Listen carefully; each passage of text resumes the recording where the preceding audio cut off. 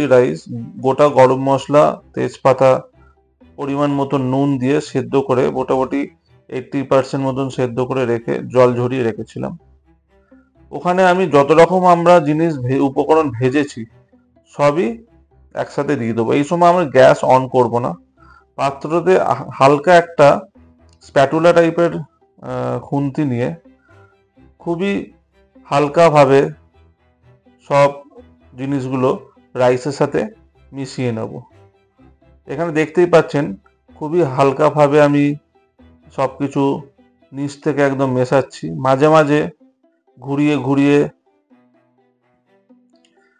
প্যানটাকে ঘুরিয়ে ঘুরিয়ে আমি মেশাচ্ছি, যাতে সব দিকে সম্পূর্ণভাবে রাইসটা পুরোপুরিভাবে মিক্স হয়ে যায়।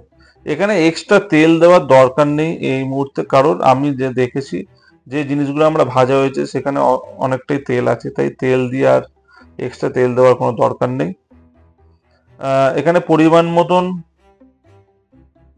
ব্ল্যাক পেপার পাউডার দিতে পারেন, দিয়ে কিছুটা মিশিয়ে নিলেই, দিয়ে গার্নিশ করার জন্য স্প্রিং অনিয়ন ছড়িয়ে দেবেন।